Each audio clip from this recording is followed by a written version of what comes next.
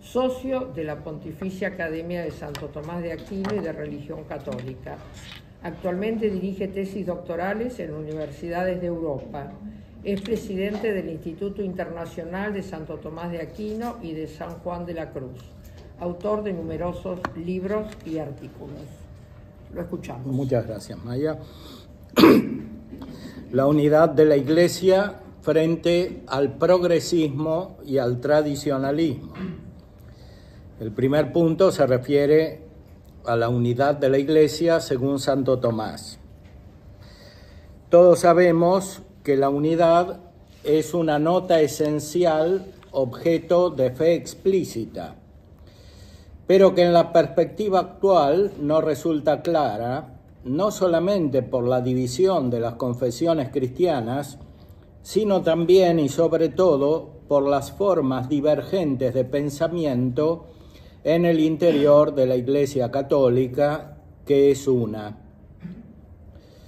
En su comentario a la carta a los Efesios, siguiendo la inspiración de su gran maestro San Agustín, el Aquinate manifiesta cómo esta unidad es esencial no solamente a la fe como hábito en un sujeto, sino que está constituida intrínsecamente la Iglesia sobre el fundamento de una sola fe.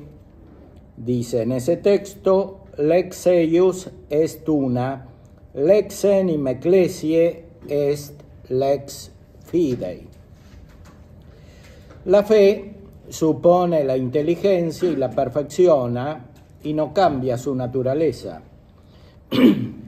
Por eso la fe, así como su derivado, la ciencia teológica, contiene intrínsecamente conocimientos y hábitos naturales, especialmente metafísicos, que implican unidad natural epistémica.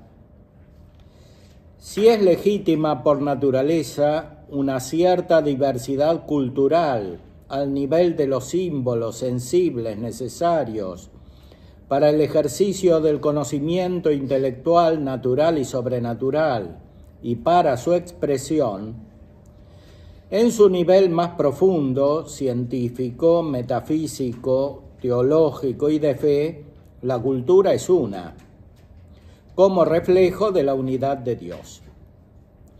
El Verbo de Dios perfecciona con esta unidad su humanidad y su cuerpo, la Iglesia.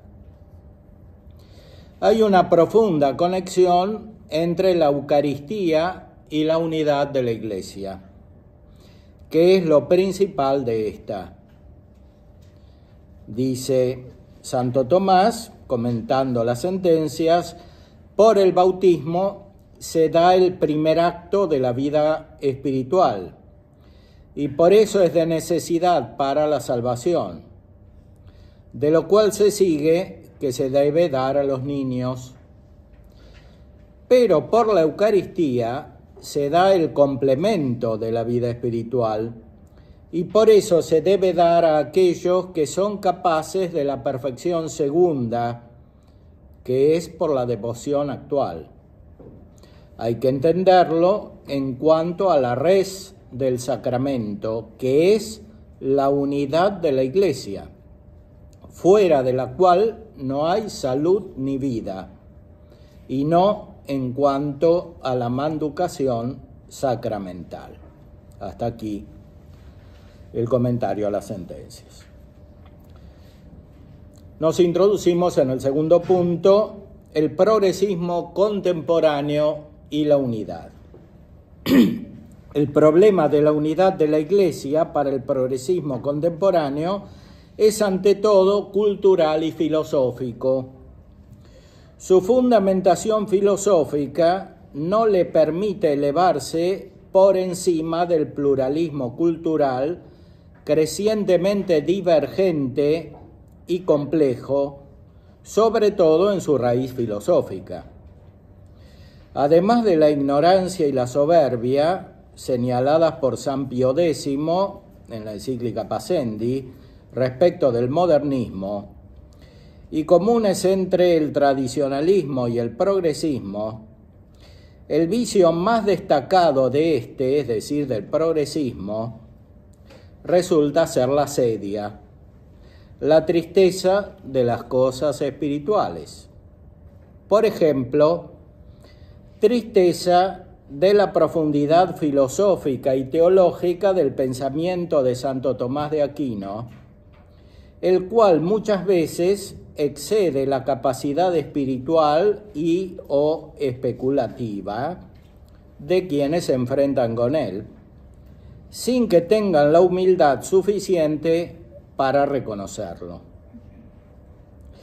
Este vicio engendra a su vez un profundo problema epistemológico que consiste principalmente en la invasión indebida de los campos filosóficos sin poseer la capacidad y preparación adecuadas, no solamente en el ámbito de la filosofía tomista y escolástica, sino también y especialmente en el de la filosofía moderna y contemporánea, conocida con superficialidad y sin captar su propio espíritu. Aunque no es este siempre el caso. A veces, más gravemente, se asimila la filosofía moderna según su propio sentido intelectual y espiritual para reducir los datos de la fe y la unidad de la Iglesia a estos, produciéndose un cambio sustancial en aquello que es entendido con los términos fe e Iglesia. La unidad adquiere un sentido dialéctico, conteniendo en sí la división y oposición. Un fenómeno semejante encontraremos en el tradicionalismo. Este cambio no es nuevo, tiene claros antecedentes en los principales filósofos que siguen inspirando, consciente o inconscientemente, el progresismo teológico contemporáneo, como por ejemplo Hegel, quien después de haber sido revolucionario terminó como conservador. Reportaremos solo 2 ejemplos de cuanto afirmado en la figura de 2 filósofos, el suizo Peter Enrizi, que fue obispo también, y el belga Jean Ladrier, laico, que visitó Buenos Aires, también la Universidad de Santo Tomás, aquí cerca, conectados objetivamente a través de la Universidad Católica de Lovaina y su clima cultural en la segunda mitad del siglo XX. La unidad de la Iglesia para el progresismo, continuador del modernismo, no es otra cosa que su identificación con el mundo, el devenir de la realidad temporal, la cultura y el pensamiento moderno reducido a su expresión filosófica dominante.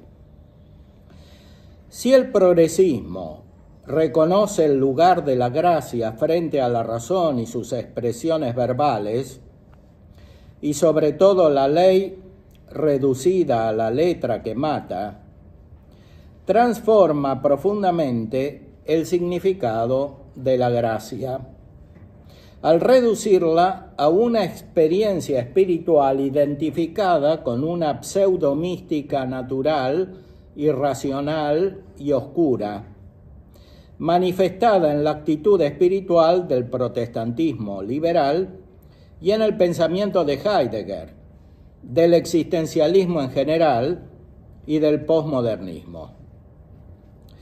La transformación del significado de la gracia tiene profundas consecuencias en la comprensión de la vida cristiana y de la relación de la misma gracia con la ley natural y evangélica. El Aquinate enseña que la ley nueva es esencialmente la gracia del Espíritu Santo y solo secundariamente el texto escrito. Esta proporción se guarda también en la relación entre la gracia y los textos y aspectos externos de la tradición. El influjo protestante, directo e indirecto en la teología católica, tiende a engendrar así el resultado de una actitud simbiótica con la modernidad, expresada sintéticamente en la crítica de la razón pura de Kant, especialmente cuando explica la relación entre experiencia y razón, incluyendo la religión dentro de los límites de la mera razón. Afirma Peter Enrizzi: en mi opinión, Blondel es el filósofo del Concilio Vaticano II, sobre todo por su convicción de que existe una verdadera interpenetración entre la realidad terrena y la gracia divina. La modernidad no es para él un adversario a combatir, sino un acceso al cristianismo. Hasta aquí Enrizzi. Por modernidad entendía la línea filosófica principalmente dominante de esta. No solamente a Blondel se atribuye la función de apoyar filosóficamente el Concilio Vaticano II, sino también a otro autor francés considerado como tomista, Jacques Maritain. No hace falta aquí entrar en la discusión de este punto ampliamente debatido. Sí hay que señalar que en los temas fundamentales el texto del concilio se distancia conscientemente de su posición. Por otro lado, Jean Ladrier considera, cito, que la fe cristiana se expresa en el mundo aunque sea irreductible a él. Ella no es del mundo, sino el lugar donde se construye el sentido del mundo. Es una cita de Louis Perron que expresa una síntesis de Ladrier. La fe es el lugar donde se construye el sentido del mundo. Se trata de la fe al servicio de la secularización contemporánea heredera del liberalismo de los siglos XIX y XX. Continúa el texto: la relación entre el mundo y la fe se hace por la mediación del devenir del mundo. Incluso teniendo una dinámica trascendente y irreductible al mundo, la dinámica histórica e instauradora de la salvación se despliega a través de la instauración mundana, en plena secularidad. La mediación cultural, en su potencia creadora y su historicidad propia, constituye así el lugar de la fe. No se encuentra la fe sino en el esfuerzo creador de la cultura, que prolonga la creatividad de la naturaleza. En resumen, mostrando que la experiencia histórica es positivamente constitutiva de la autointerpretación de la fe, Ladrier puso los lineamientos de una teología de la cultura apta para esbozar una teología de la modernidad, para la cual la experiencia histórica que sucedió a la del cristianismo antiguo y medieval y que continúa ante nuestros ojos, puede también ser considerada como un auténtico medio divino, milieu divin, que es la expresión de Teilhard de Chardin. Medio divino en vías de instauración. Hasta aquí la síntesis del pensamiento de Ladrier. No podemos dejar de mencionar, por otro lado, las influyentes aperturas a la base filosófica moderna del idealismo alemán, de autores como Karl Rahner y Hans-Urs von Balthasar, responsables de la difusión de la Vulgata filosófica más influyente en la teología contemporánea, e identificados sin fundamento textual ni histórico con la doctrina del Concilio Vaticano II. Para una amplia fundamentación de este tema se puede consultar mi libro Teología Moderna, Raíces Filosóficas. Tercer punto. El tradicionalismo contemporáneo y la unidad. Sorprendentemente, encontramos puntos de contacto importantes a la luz de un análisis teológico profundo entre el progresismo y el tradicionalismo contemporáneos, sobre todo en la versión más reciente de este último, que tiende a englobar y manipular el tradicionalismo tradicional para sus fines. El defecto dominante en el tradicionalismo, más que en la apariencia del progresismo, que a veces se presenta bajo la especie de humildad, el progresismo se presenta como humilde, el tradicionalismo no.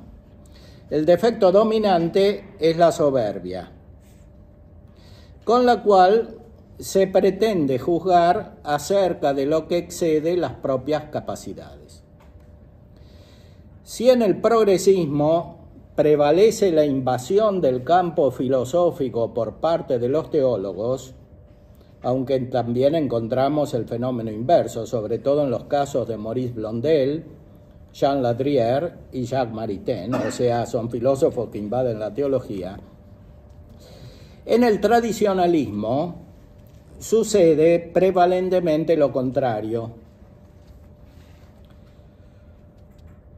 Personas sin la preparación específica académica en el campo teológico pretenden juzgar sobre cuestiones que requieren conocimiento histórico, especulativo y espiritual del que carecen suficientemente, sea en el caso de laicos, filósofos e incluso profesionales de otras áreas, a veces muy celosos de su propio campo académico, y también eclesiásticos, presbíteros y obispos que no han estudiado la teología suficientemente en modo académico, obteniendo los grados correspondientes.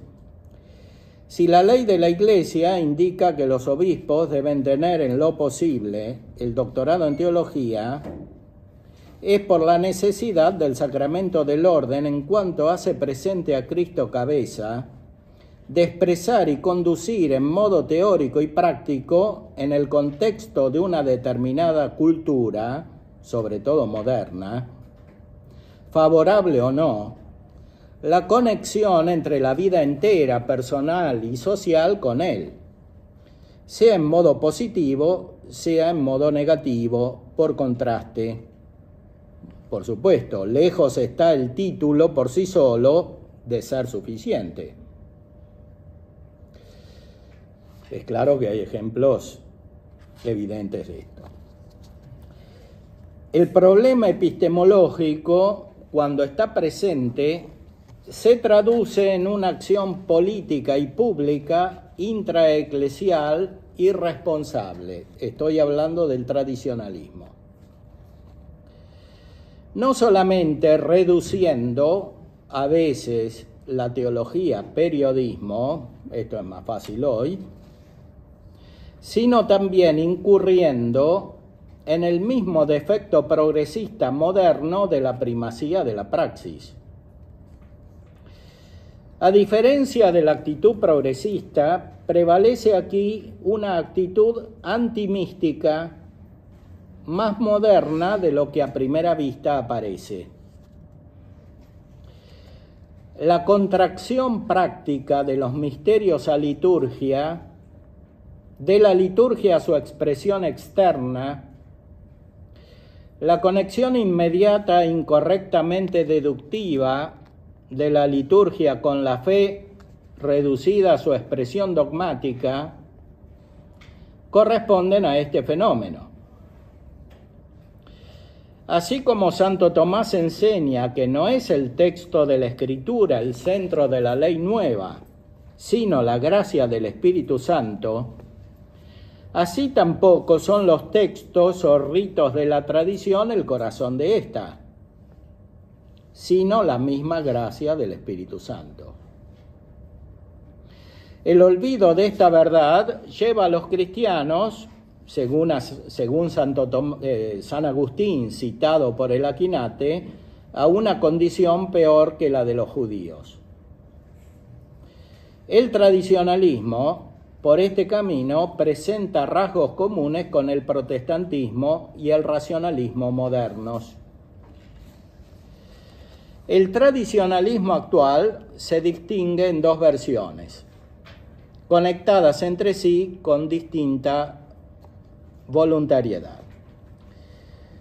La primera, originada en la posición de Marcel Lefebvre, evoluciona desde un rechazo selectivo de algunas afirmaciones del Concilio Vaticano II, en el cual participó Monseñor Lefebvre firmando los documentos, a un radicalismo contrario al auténtico sentido de la fe, con el cual no solamente se cree en la Iglesia, con el sentido de la fe, sino también se cree en el sacramento del orden sagrado, del cual el concilio mismo es una expresión principal. Esta posición se extrema hasta llegar a la sorprendente declaración del Distrito América del Sur de la Fraternidad San Pío X del año pasado, 2022, que pretende transmitir, dicen ellos, la posición católica pura. Y cito el texto.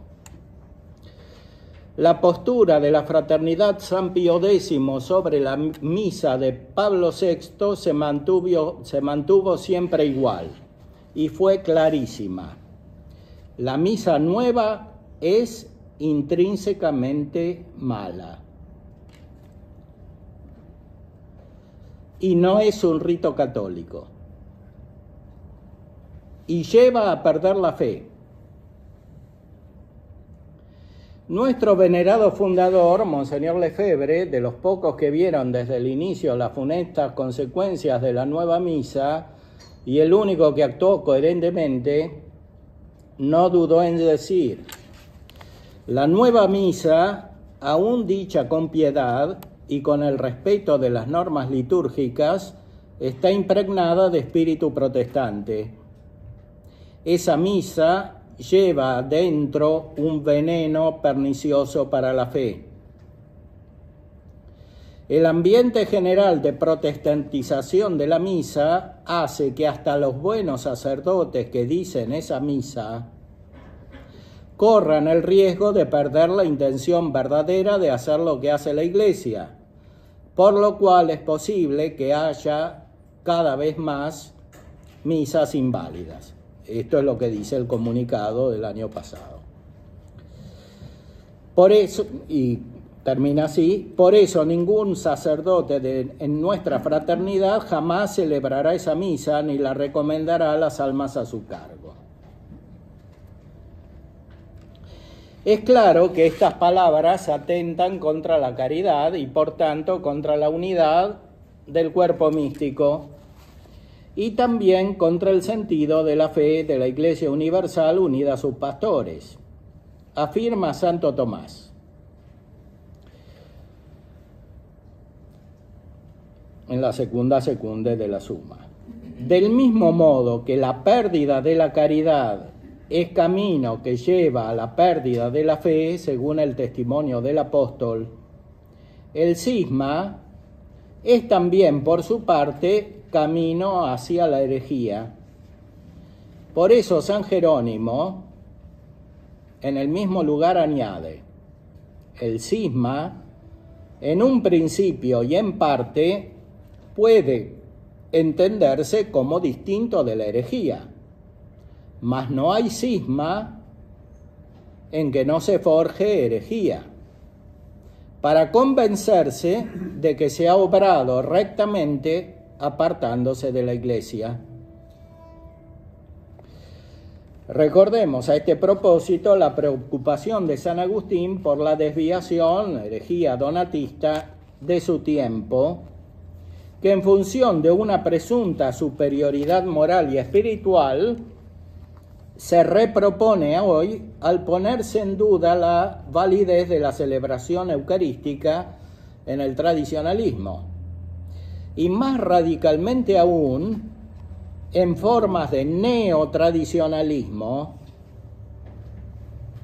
la validez del sacramento del orden y por consiguiente de los demás. La segunda versión del tradicionalismo es más reciente y peligrosa.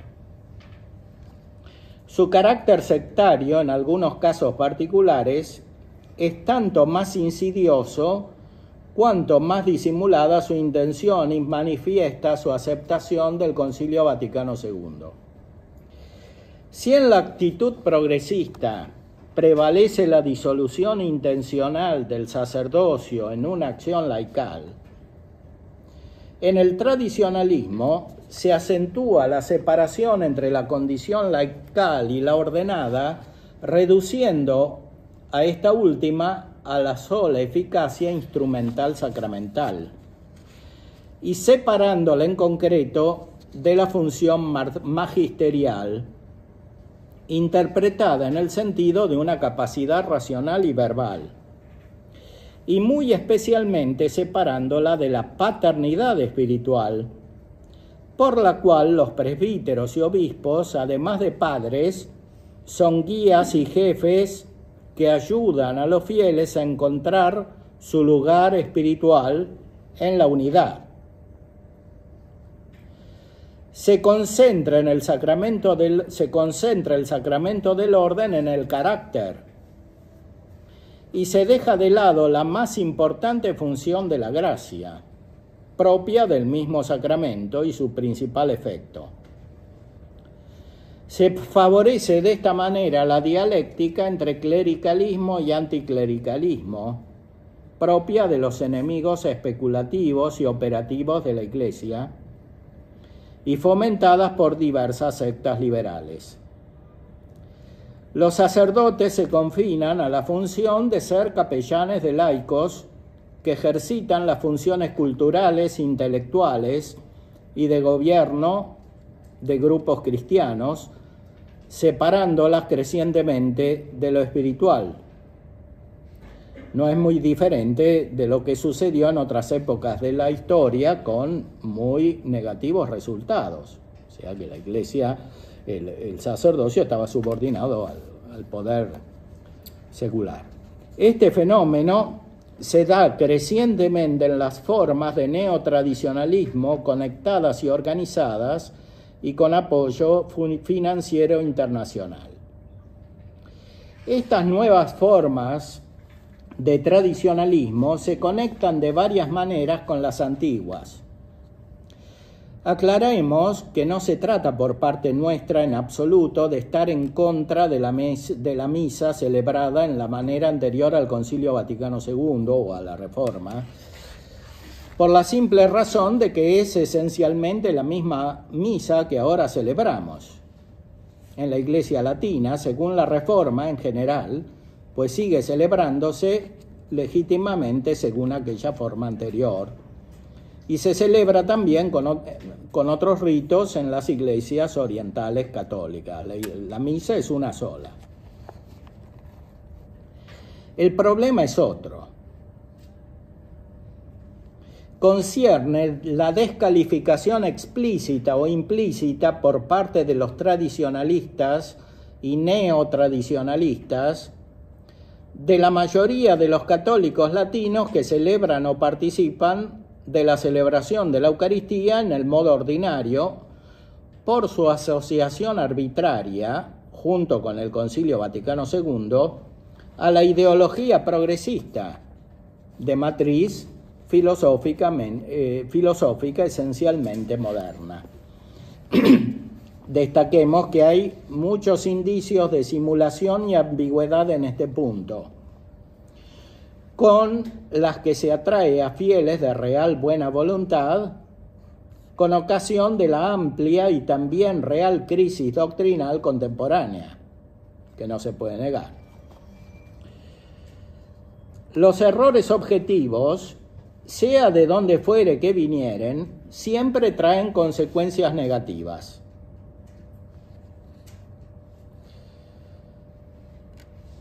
Dice Monseñor Guido Pozzo, que presidía la Comisión Ecclesia Dei, que se ocupaba de las comunidades que seguían la liturgia anterior. Las enseñanzas del Concilio Vaticano II, como las de cualquier otro concilio, no son el todo, sino parte de un todo, es decir, de la totalidad indivisible de la fe católica. Si se aleja del recto camino, poco importa si se va a la derecha o a la izquierda, una vez que se partió el camino correcto. Es ilusorio resolver los graves y reales problemas rompiendo la unidad de la Iglesia, que es un principal objeto de fe. No es ese el camino. Recientemente, en 2022, se publicaron los estatutos de una asociación argentina donde se lee claramente la intención de restablecer una organización dirigida por laicos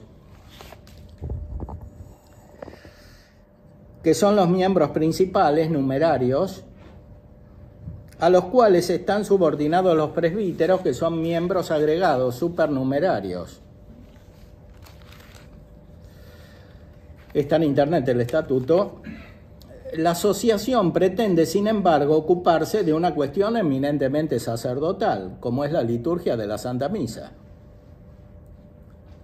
Incluso por medio, dice el estatuto, de la evaluación de las leyes de la Iglesia referida a esta. Detrás de esta finalidad hay otra. En efecto, la asociación, no constituida ni canónica ni civilmente, consta de células con miembros anónimos ligados por obediencia, con una estructura piramidal tendiente a difundirse y a eventualmente controlar otras asociaciones similares preexistentes o a existir. Trata también temas que exceden lo litúrgico. Sobre todo, posee una finalidad cultural a la cual se ordena la liturgia misma, que consiste en conservar los valores de la Roma eterna, nuestra madre la llaman, heredera de la cultura antigua y moderna, la medieval no la ponen, centro de la cristiandad. La finalidad filosófica, entre comillas, de la asociación es clara y hay a veces referencia a la evidencia, porque parece que para ellos es todo evidente. A la evidencia que ha de entenderse más según la razón que según la fe, que por naturaleza no es evidente, relegada a la condición de un sentimiento popular. Esa Roma ideal no coincide con la Roma real. Apoyo de la unidad de la Iglesia en el tiempo. Sería interesante analizar esta estructura societaria a la luz de las obras del primer secretario de la Sociedad Tomista Argentina, el padre Julio Membiel, quien aceptara serenamente no solo el Concilio Vaticano II, sino también la reforma litúrgica, pues celebraba la misa. No solamente es en sí llamativo el dato recordado en aquellos estatutos acerca de una de las primeras autoridades de la asociación internacional a la que se refieren, en la que participaron, por otro lado, católicos excelentes, sino también el hecho mismo de que sea mencionado en su relato fundacional por parte de la Asociación Argentina, Alain Mellor, autor de libros destinados a reconciliar a la Iglesia y la masonería regular, quien fuera elegido uno de los dos primeros vicepresidentes de la Asociación Internacional. Existen sociedades similares a nivel internacional de acción coordinada con otros nombres, sobre todo recientes, las cuales invocando la paz y la unidad, terminan fomentando la división de la Iglesia. Por ejemplo, usando una insistente, consciente y programada referencia al cisma en ella que sería inminente e inevitable. El lenguaje de algunos nuevos tradicionalistas es profundamente autoritario, agresivo, manipulador y contrario a la caridad, apelando a veces a la amenaza y a la injuria. Presentan no solamente una gran soberbia en el desprecio de quienes no piensan como ellos, sino también un gran pesimismo al considerar la cultura cristiana como indefectiblemente muerta, erigiéndose en adalides de su restauración. En ese sentido, utilizan a veces para sus fines algunos análisis y propuestas cultural y filosóficamente limitadas surgidas en el ámbito anglosajón y funcionales al liberalismo. Es interesante notar cómo se intenta o se permite por parte de algunos representantes de esta corriente una sutil metamorfosis a partir de la raíz tradicional de la cultura hispánica hacia concepciones más cercanas al humanismo de Jacques Maritain, a cuya autoridad se refieren a veces de modo explícito, y a grupos cerrados de carácter sectario propios de la cultura de raíz protestante, lo cual incluye muy especialmente la transformación de las nociones de bien común, de polis y de política, erigida esta última, ya reformada y reducida a razón del funcionamiento de comunidades cerradas, como fin de la liturgia, apelando incluso a Charles Maurras, con la consiguiente descalificación por parte de representantes del tradicionalismo antiguo y nuevo de Pío XI que lo condenara. Recordemos además que se intenta por parte de ciertos neotradicionalistas incluso dejar de lado la autoridad de Pío XII en cuanto iniciador de la reforma litúrgica con la Semana Santa. Frente al nuevo cisma inevitable, según ellos, los católicos, en la pretensión de algunos, deberían optar por la tradición como estos grupos la presentan y entienden. Quienes no lo hacen, por más que sean fieles a la auténtica tradición, a las escrituras y al magisterio de la Iglesia, son despreciados por medio de expresiones como neocones, neoconservadores, pertenecientes a la vía media, etc., considerándoselos como progresistas que caminan más lentamente. Algunos incluso desean y programan una especie de golpe de Estado en la Iglesia, por el que una minoría fiel recuperará las estructuras dominadas por una mayoría infiel, extraña a la verdadera Iglesia constituida por esa minoría. Algunas conclusiones. No podemos desconocer la gravedad de la situación en la que nos encontramos dentro de la Iglesia. Los diferentes atentados a la unidad lo manifiestan. La teología católica no se encuentra en las mejores condiciones a nivel mundial, sea por su claridad, sea sobre todo por su fundamentación filosófica, que le impide en general desplegar las fuerzas que contribuirían a su autorregeneración y sanación.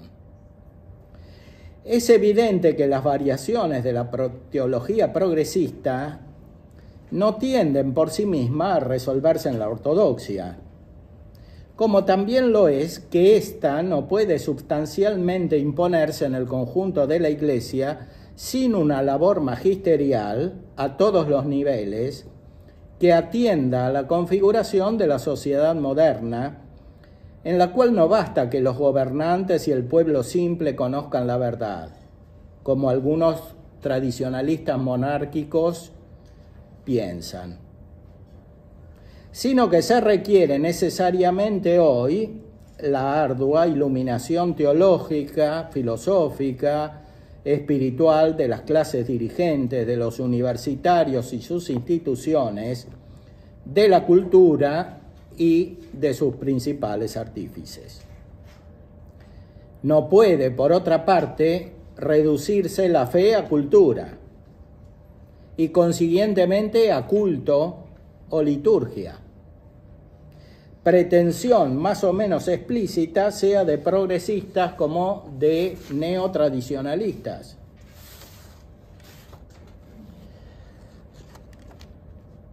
En sentido inverso recíprocamente, sobre todo en la versión más reciente del tradicionalismo. Si para el progresismo, en sentido hegeliano y marxista, todo es historia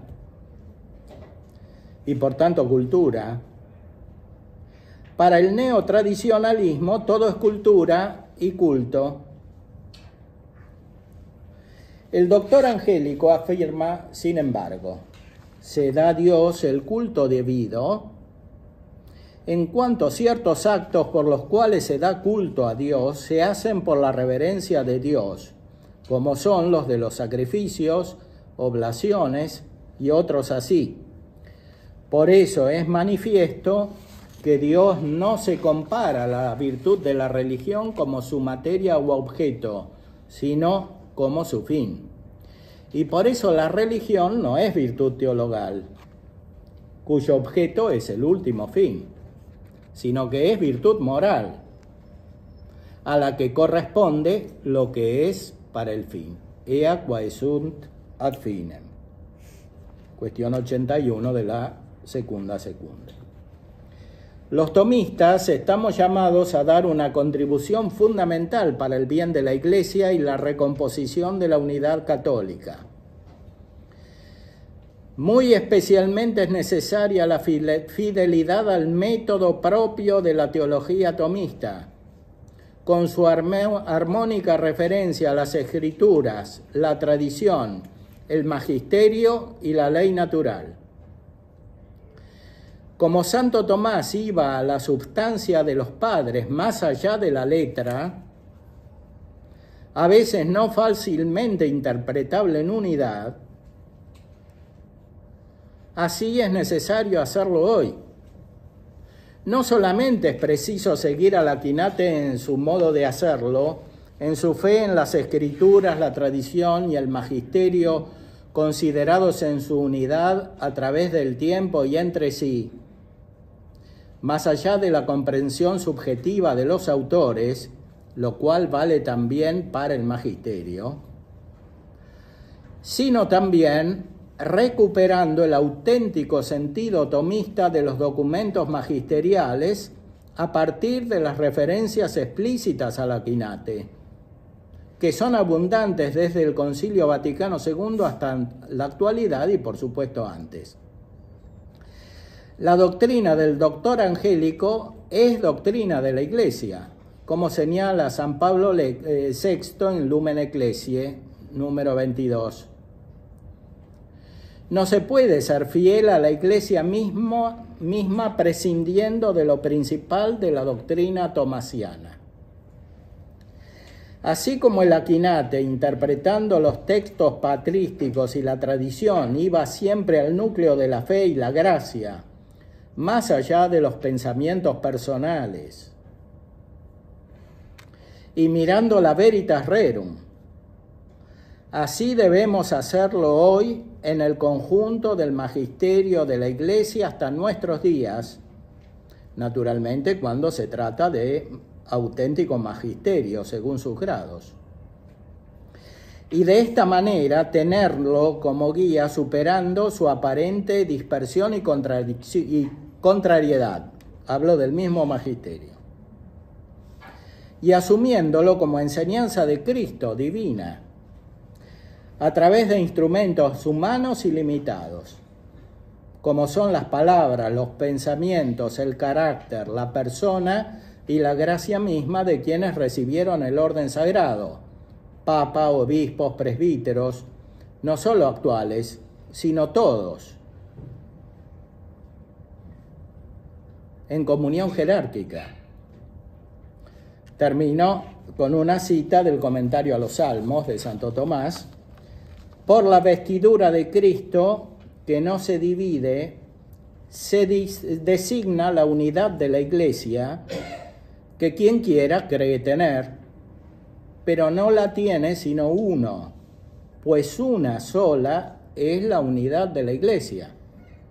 Per vestem Christi, que non dividitur, signatur unitas ecclesiae, quam qui libet credit avere, sed non habet nisi unus, quia sola est unitas ecclesiae. Una es mi paloma, una mi perfecta, una est columba mea, perfecta mea.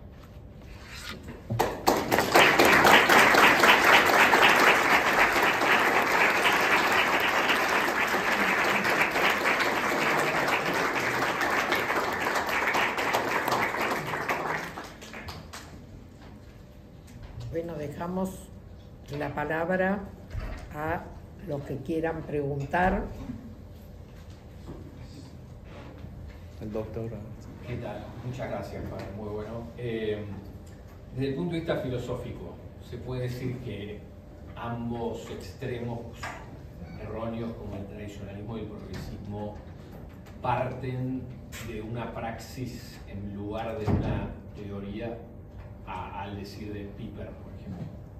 Sí, podríamos decir que ambos están profundamente signados por el espíritu de la modernidad. O sea, el tradicionalismo es tradicionalismo en la modernidad y el progresismo es simplemente la modernidad misma que absorbe la vida de la Iglesia, la vida cristiana, la fe.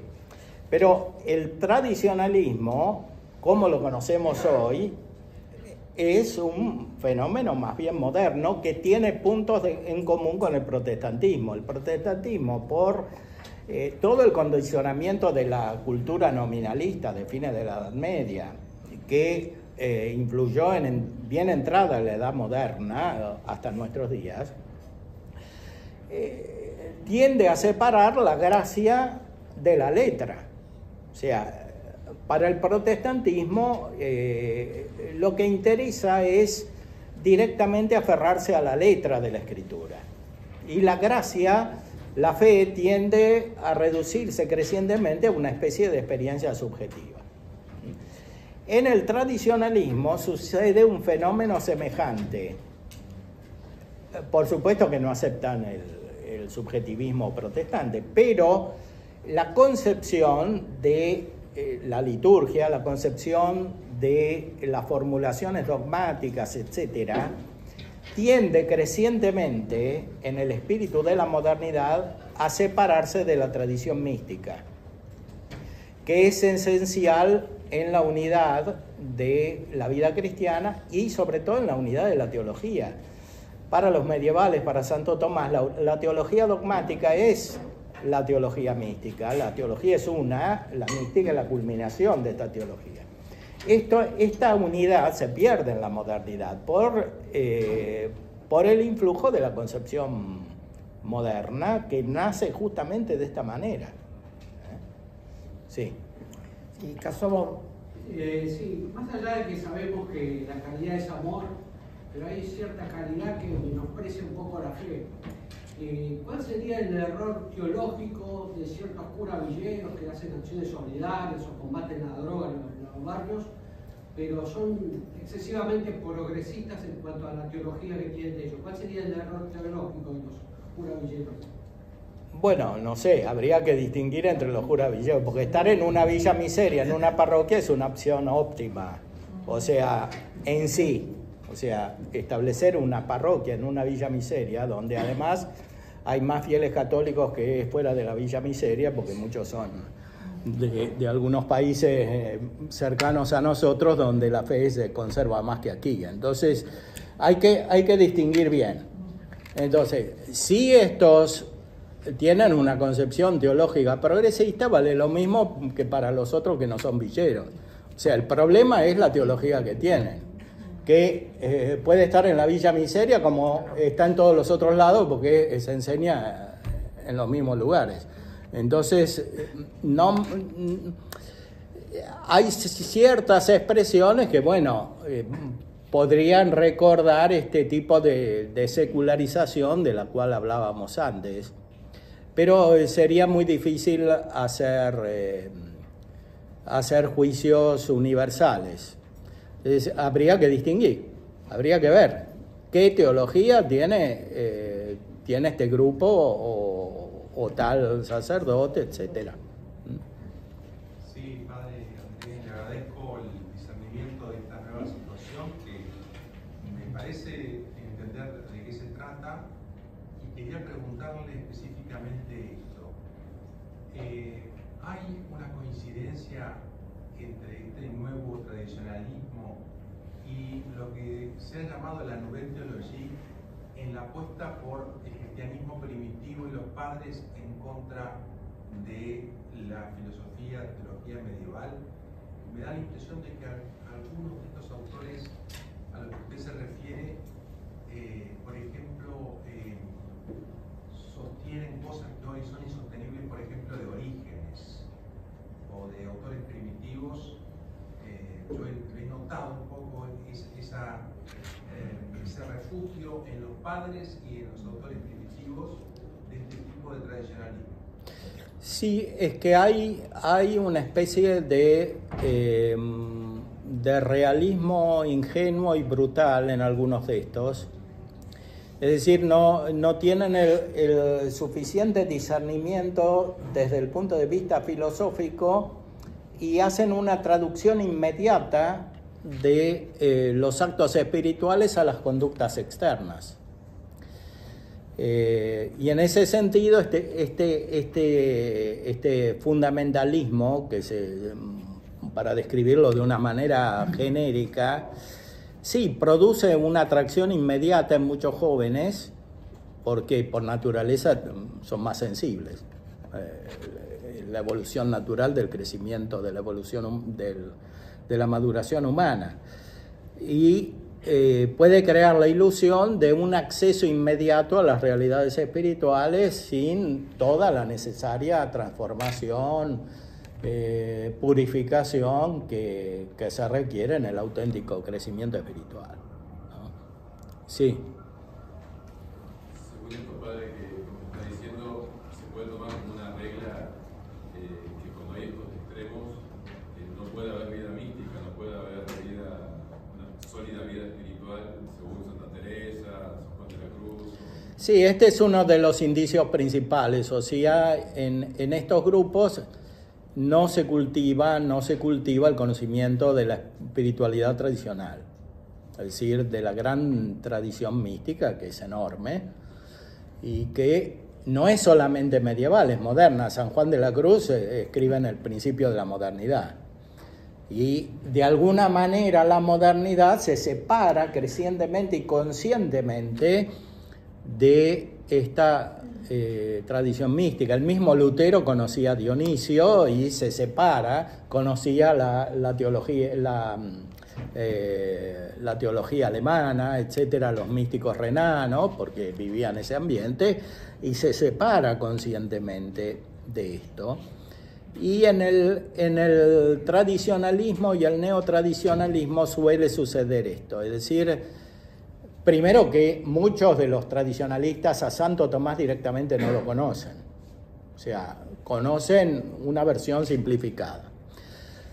Si lo conocieran, captarían que hay una afinidad muy profunda con los grandes autores de la tradición espiritual, sobre todo los grandes místicos, que nosotros, que somos de lengua española, tenemos la gracia de poder leer directamente.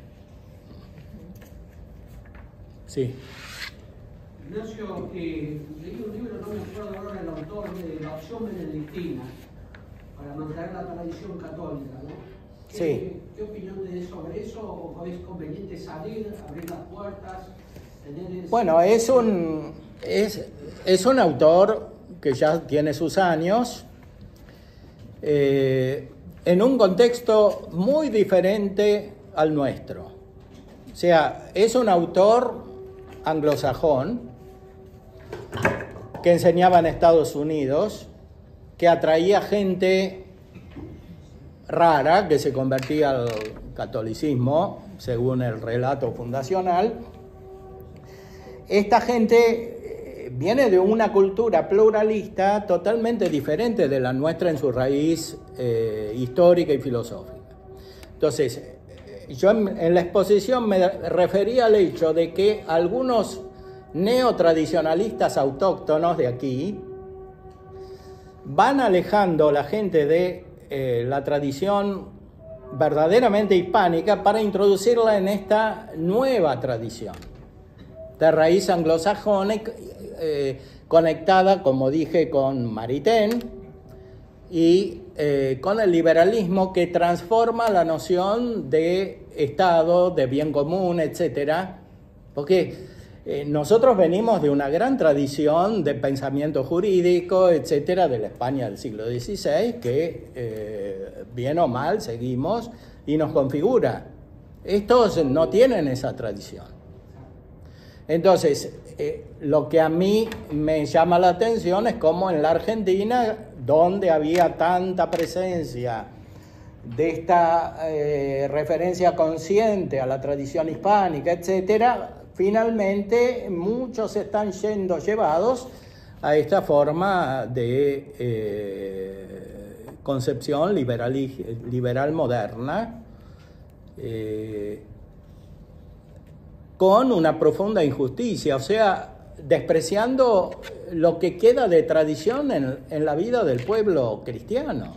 Porque no es que está todo corrupto, no es que las personas que están en una parroquia, en un pueblo donde no se puede cantar gregoriano porque la gente no sabe, no tienen fe. Eso es una profunda injusticia y además es contrario a la caridad. Hablábamos de la Villa Miseria, no se puede decir que todos esos no tienen fe.